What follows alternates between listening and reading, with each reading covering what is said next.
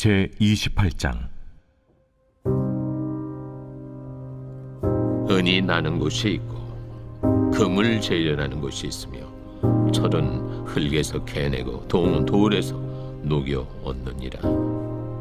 사람은 어둠을 뚫고 모든 것을 끝까지 탐지하여 어둠과 죽음의 그늘에 있는 광석도 탐지하되 그는 사람이 사는 곳에서 멀리 떠나 갱도를 깊이 뚫고 발길이 닿지 않는 곳 사람이 없는 곳에 매달려 흔들리느니라.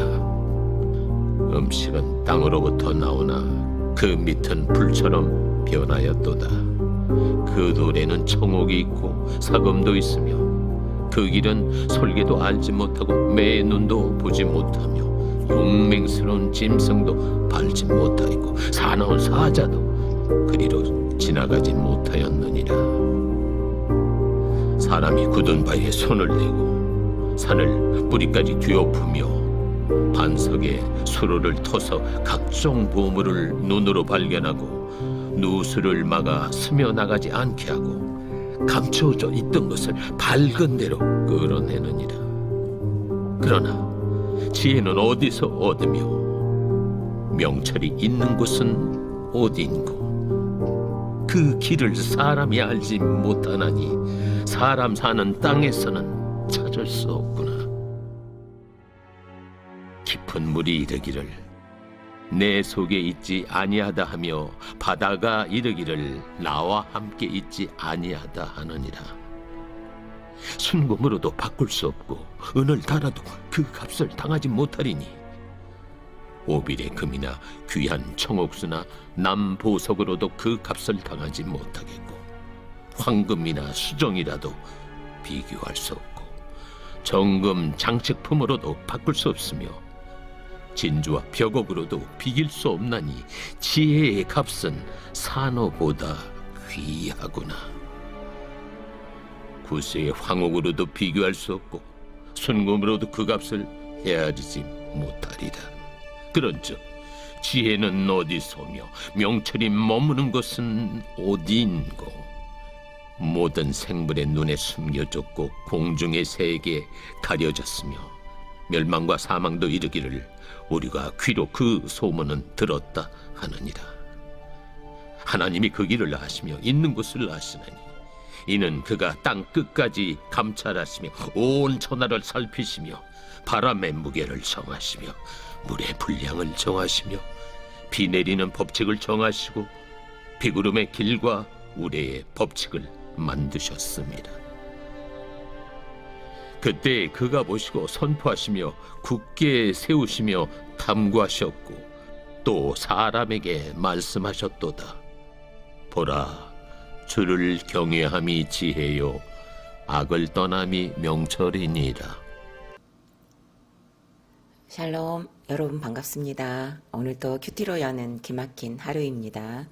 이 시간 우리에게 허락하신 본문은 욥기 28장 1절부터 28절까지의 말씀, 그리고 제목은 지혜의 길입니다. 이제 28장에 와서 욥은 새 친구와의 정말 길고도 긴 논쟁이 우선 끝이 납니다. 그동안 친구들과의 고단한 씨름을 뒤로하고 있습니다. 친구들이 잠시 등장하지 않는 동안에 욥은 지혜에 대한 씨름을 합니다. 욥이 고난에서 벗어나고 싶어 몸부림치는 사람이라기보다는 이제 지혜 혹은 진리를 찾는 순례자의 역할을 맡고 있는 것으로 등장 배경이 바뀌고 있습니다. 또한 욥은 지혜에 대하여 어떻게 설명을 하고 있는지 우리가 함께 묵상하도록 하겠습니다. 첫 번째로 사람은 지혜가 아닌 금은 보석을 찾으려고 수고한다고 합니다. 3절부터 4절입니다. 사람은 더움을 뚫고 모든 것을 끝까지 탐지하여 어둠과 죽음의 그늘에 있는 광석도 탐지하되 그는 사람이 사는 곳에서 멀리 떠나 갱도를 깊이 뚫고 발길이 닿지 않는 곳 사람이 없는 곳에 매달려 흔들리느니라. 아멘. 욥은 1절부터 11절까지 금은 보석을 찾으려는 인간의 수고에 대하여 설명을 하고 있습니다. 금은 보석을 찾기 위해서는 은, 금, 철, 동이 어디에서 나는 것인지를 먼저 알아야 하고 뿐만 아니라 훌륭한 작업으로 좋은 보석을 찾는 재련할 곳도 있어야 한다고 합니다. 사람들은 금은 보석이 있는 곳이라면 어둠을 뚫고 끝까지 탐지하면서 때로는 뜨거운 불도 무서워하지 않고 죽음을 불사하고 광석을 탐지합니다. 금은 보석이 있다면 아무리 멀어도 살고 있는 곳을 떠나 갱도를 깊이 뚫고 사람의 발길이 닿지 않는 곳에서 매달려 흔들리면서도 정말 그러니까 이때 죽음을 무릅쓰지 않겠어요? 그 죽음을 무릅쓰고라도 포기하지 않고 찾아간다고 합니다. 금은 보석이 있는 곳을 솔개도 알지 못하고 매의 눈도 보지 못하고 짐승도 밟지 못하고 사나운 사자도 그곳으로 지나지 못해도 사람은 그곳에 금은 보석이 있다는 것을 알면 굳은 바위에서 손을 대고 산을 뿌리까지 뒤엎고 반석을 뚫어 물길을 만들어서라도 그것을 찾아낸다고 합니다. 결국에는 그 사금의 물줄기를 누수되지 않도록 해서 그 누구도 보지 못했던 보물의 물줄기를 밝은 대로 끌어낸다고 했습니다. 땅속 깊은 곳까지 파고 들어가서 그 어두운 곳에 묻혀있던 것들을 캐냅니다. 사람이 도저히 근접할 수 없는 곳인데도 불구하고 기어코 탐색을 합니다. 원자까지도 쪼개서 에너지를 만들어내는 것을 보십시오. 이렇게 사람은 금은 보석을 찾기 위해서는 수고하고 땀 흘리는 것을 마다하지 않고 때로는 목숨을 담보로 하면서까지 그 길을 포기하지 않는 모습입니다. 어쩌면 지금 당장 저와 여러분에게 어디에 광석이 있고 또 누구나가 갈 수 있고 수고해서 자기가 작업한 만큼 가질 수 있다면 잠자코 집에 앉아있을 사람이 과연 몇이나 있을까요? 인간의 욕심과 탐욕이 얼마나 깊고 넓은지를 말해주는 말씀입니다. 보물이 있는 곳이라면, 내가 원하는 것이 있는 곳이라면 멈출 수 없는 현상을 너무도 상세하게 표현하고 있습니다. 어떻게 보면 인간이 얼마나 강한지, 또 얼마나 탁월한지, 그리고 얼마나 탐구력이 뛰어난지, 또한 얼마나 불굴의 의지를 가졌는지로 받아들여질 수 있을지 모르지만 분명하게 본문을 읽어보십시오.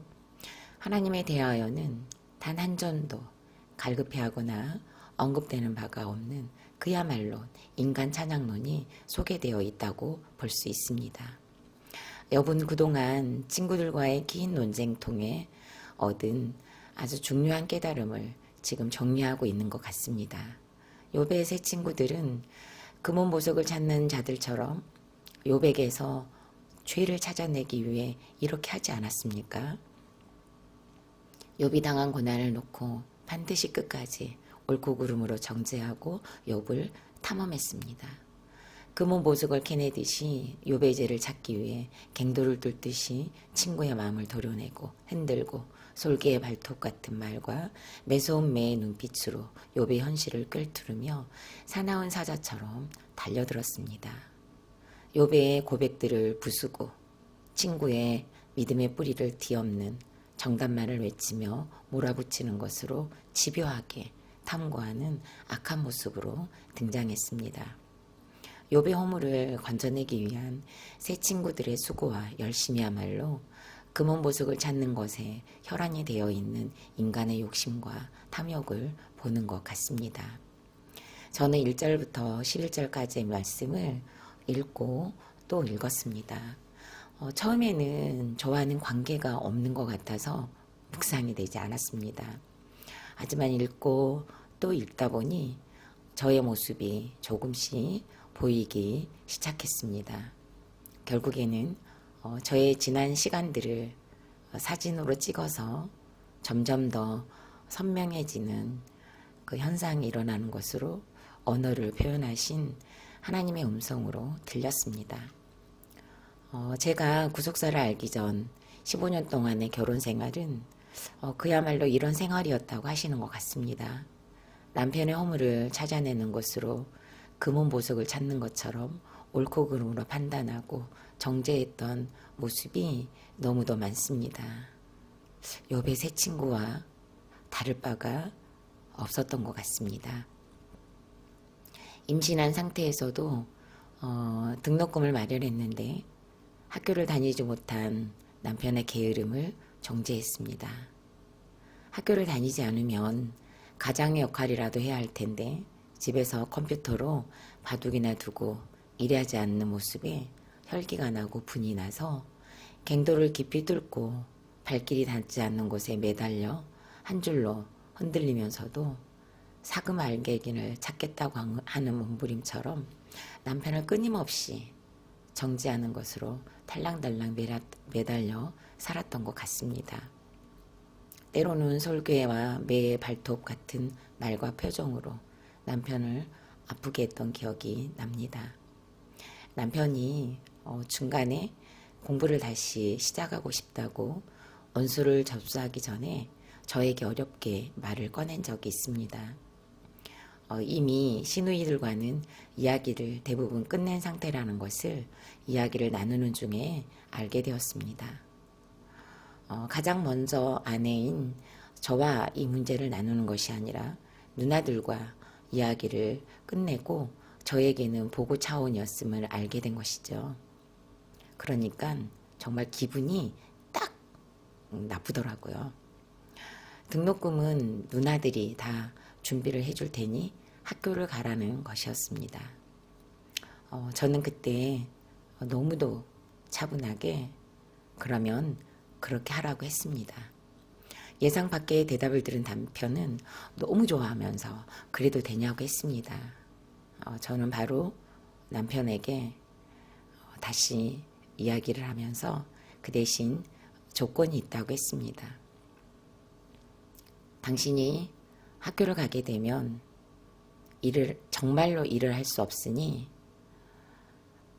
학교 공부를 마치는 동안 등록금은 당연히 누나들이 해준다고 했으니까 누나들이 마련해 주고 등록금만 대줄 것이 아니라 생활비까지도 보조를 해준다면 그렇게 한다면 가도 된다고 말을 했습니다.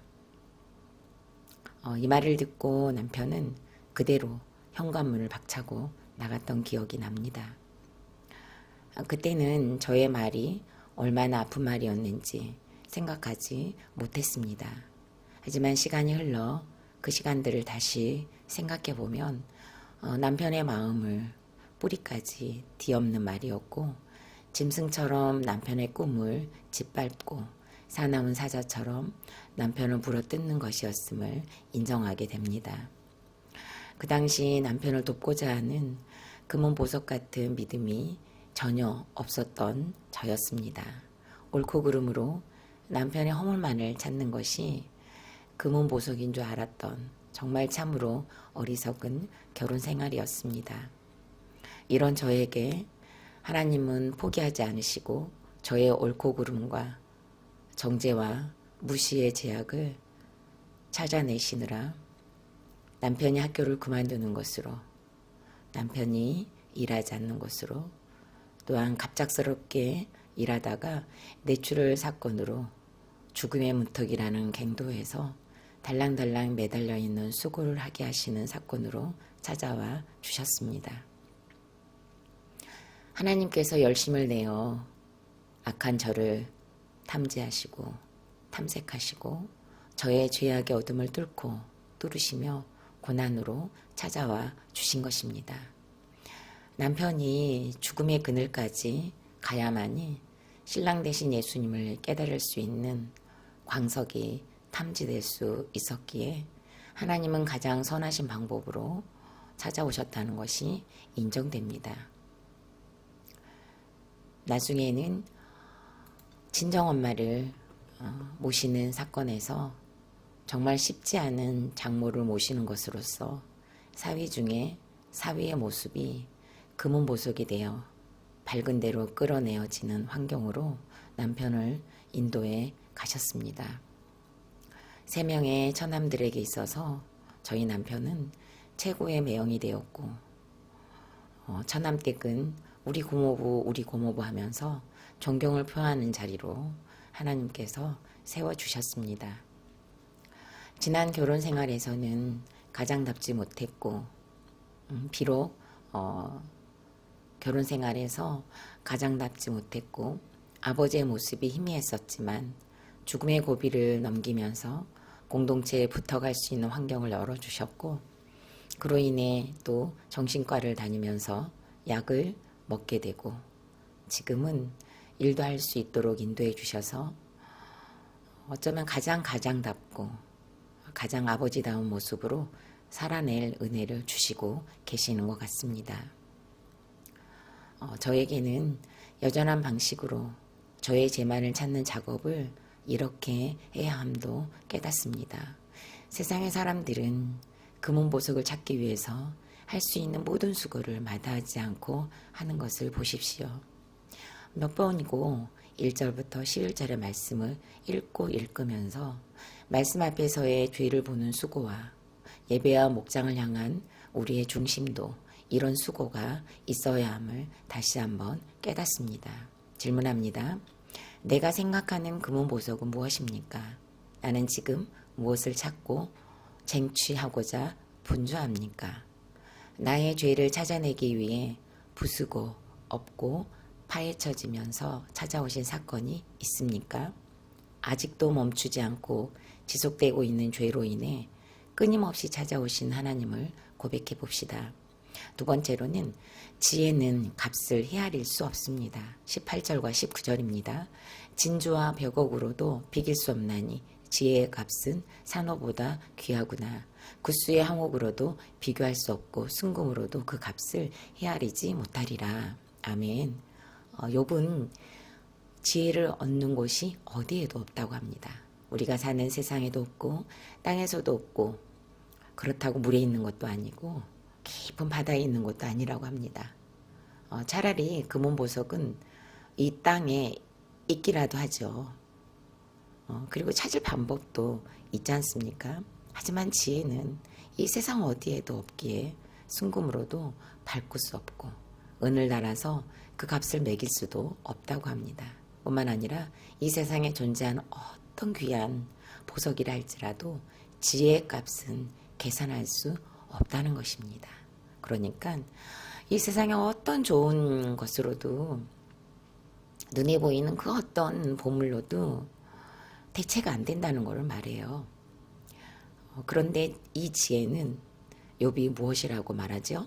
28절 말씀에서 또 사람에게 말씀하셨도다. 보라, 주를 경외함이 지혜요, 악을 떠남이 명철이니라 라고 합니다. 시편 111편 10절 말씀에서는요. 여호와를 경외함이 지혜의 근본이라. 그의 계명을 지키는 자를 다 훌륭한 지각을 가진 자이니 여호와를 찬양함이 영원히 계속되리로다 라고 했습니다. 그리고 또한 잠언 9장 10절 말씀에서도요. 여호와를 경외하는 것이 지혜의 근본이요 거룩하신 자를 아는 것이 명철이라고 하셨습니다. 이렇게 값을 정할 수 없는 지혜는 하나님을 경외하는 것이라고 합니다. 지혜의 근본이라고 계속 외치고 있습니다. 경외라는 말은요. 히브리어로 야레라는 단어인데요. 이 단어는 두려워한다, 그리고 떨다, 그리고 존경한다라는 뜻이 있다고 합니다. 여기에서 두려움이라는 뜻 안에는 공포심이 아니라 거룩한 두려움을 의미합니다. 그러니까 좋은 마음으로, 기쁜 마음으로 시작된 존경심이 들어가 있는 말입니다. 거룩한 두려움 때문에, 거룩한 떨림 때문에 악을 떠나는 생각을 하고 적용을 할 수 있는 결단을 하게 됩니다. 이 두려움이 없다면 절대로 우리는 악을 떠나려는 생각을 하지 못할 테지만 이 거룩한 두려움이 동기가 되어 결단을 하기까지 나아가게 되는 것이죠. 구체적인 적용은 무엇이겠습니까? 바로 내 죄를 보는 것입니다. 아, 또 죄 지겨우신가요? 어쩌겠어요. 저와 여러분이 죄 공장장의 공장장이고 죄 공장의 주 재료들이고 죄 공장의 주요 상품이라는 것을 정말 이제 우리가 부인할 수 없지 않습니까? 죄를 알지 못하는데 어떻게 악에서 떠날 수 있겠습니까? 죄를 알아야 회개를 하고 그 죄를 공동체에 오픈을 하고 그 죄에 대한 비참함에 통곡을 하고 슬퍼하고 성령의 강권적인 역사가 있어야 가능한 은혜라는 것도 알게 되면서 정말 슬피 우는 일이 일어날 수 있는 것입니다. 그래서 지혜는 곧 내가 죄인이라는 것을 아는 것입니다. 우리가 구원을 값으로 헤아릴 수 있을까요? 이 세상에 있는 그 무엇으로도 값을 측량할 수 없습니다. 그 측량은 다만 예수 그리스도의 사랑, 예수 그리스도의 보혈, 하나님의 끝없는 사랑과 기다림이라고 밖에는 그 값을 명명할 방법이 없습니다. 저는 지난주에 목장과 부부 목장에서 연속적으로 사건이 있었습니다. 여자 목장에서는 목장 나눔을 마친 후에 연이어 나눔을 하다가 제가 먼저 목장을 이탈하는 일이 발생을 했고 부부 목장에서는 부부싸움을 하는 일이 일어났습니다. 사실 너무 부끄럽고 창피스럽고 수치스러움이 올라왔습니다. 예전 같으면 아예 참았고 누르면서 포장했을 것입니다. 그러나 그동안 지속적인 나눔을 하다 보니 감정이 조절되지 않아서 이제는 포장이 안 되더라고요. 그동안 저는 사실 대부분 감정을 억누르며 살았습니다. 특히 어린이집 교사 생활을 길게 했고 그와 마찬가지로 사회계 현장에서 오래 있다 보니 그것이 제 성품으로 고착화되는 현상까지 와 있었던 것 같습니다. 그러니까 저는 그것이 제 성품이고 제 인격인 줄 알았습니다. 저도 속고 남도 속는다는 것이 이걸 말하는 것 같아요. 이렇게 감정을 억누르다 보니 정신과에서는 솔직한 감정을 표현하는 연습을 해야 한다고 했지만 대체 그 솔직한 감정을 표현하는 것이 어떤 것인지 이게 정말 아무것도 떠오르지 않는 거예요. 그리고 생각도 안 나요. 그게 뭔지 모르는 거죠. 어릴 때부터 감정을 누르는 것으로 훈련이 되었었습니다. 때로는 억울하고 화가 나고 그런 일들이 있었지만 말이나 행동으로 감정을 쏟아내지 못하고 할 수 있는 것은 그냥 화장실에 가서 혼자 우는 것으로만 표출을 했습니다. 그러니까 그런 감정들을 말로 표현해 본 경험이 정말 거의 없었던 것 같습니다. 기분 나빠요, 속상해요, 이런 말 자체를 해본 기억이 없습니다. 공동체에서는 생애 처음으로 목장에서 그만해 주세요, 너무 힘들어서 제가 먼저 일어날게요 라는 말이 나왔습니다. 저 나름대로는 망가지는 벗겨지는 시간이었다고 생각합니다. 정말 제가 포장이 강력한데 상처와 직면하는 순간이 오니까 와르르 무너지는 시간을 만났습니다. 부부 목장에서도 마찬가지로 남편과 말다툼을 하며 옥신각신을 했습니다. 나중에 알고 봤더니 다들 너무 아쉬워했더라고요. 좀 더 진전이 나갔으면 하는 바람들을 다들 가지셨던 것 같아요. 그런데 어찌 보면 저의 포장이 벗겨지는 시간이지 않았나라는 생각을 합니다. 그래서 많이 부끄럽고 그리고 죄송하기도 했습니다. 이 사건으로 저의 포장이 벗겨지고 무너지는 것으로 오신 하나님을 포기하고 싶지 않은 마음이 있습니다. 저만 깨닫는 것이 아니라 저의 모습을 모두가 보는 자리에서 저의 모습이 드러났잖아요. 포장도 되지 않고 수습도 하지 못할 사건이 되었던 거죠. 그동안 얼마나 남들의 시선을 많이 의식했는지도 깨닫게 되었습니다. 두 번의 사건을 만나면서 저 나름대로는 굉장히 힘들었습니다. 조심조심 빙판길을 잘 걸어가다가 사람들이 다 보는 곳에서 엉덩방아를 찢는 것 같은 수치심이 너무 많이 올라왔습니다. 그동안에는 제가 수치심, 부끄러움, 열등감이 이렇게 많이 올라오지 않았었던 것 같은데요. 이번에는 제 안에 이 감정이 매우 많았음을 직면하는 계기가 된 것 같아서 힘들었지만 또 살짝 반갑기도 했습니다. 앞으로 더한 감정들이 드러날 걸 예측하면 사실 싫은 마음이 더 많이, 더 강하게 올라옵니다. 하지만 하나님께서 건강하게 회복시키시는 과정이라는 것에는 의심하지 않습니다. 그래서 감사도 하게 하시는 것 같습니다. 이 세상에서는 이렇게 나눔을 하고 이런 일이 벌어지면 흉이 잡히고 또 말거리가 되는 것은 순간일 테지만 그리고 또 흉이면 어때요? 제 모습이잖아요. 이제 그런 것들이 좀 많이 인정이 되는 것 같습니다.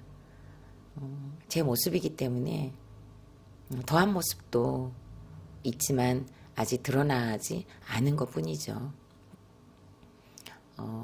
그런데 저의 이런 모습들이 주를 경외하는 공동체, 그리고 내가 죄인이라고 고백하는 공동체, 악에서 떠나기 위해 죄를 오픈하는 공동체이기 때문에 안심이 되었고 수치심과 부끄러움에서 빨리 일어날 수 있었습니다. 질문합니다.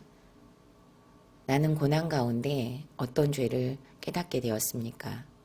내가 악에서 떠날 수 있는 방법은 죄를 고백하는 것이라는 것을 인정하십니까? 나는 하나님에 대한 두려움이 공포심입니까? 거룩한 두려움입니까? 마지막으로 4월 9일 보석상자입니다. 나의 죄, 집안의 죄와 고난을 드러내고 그것 때문에 내가 예수 믿게 되었다고 고백할 수 있는 사람, 이런 사람이 좋은 배우자의 조건입니다.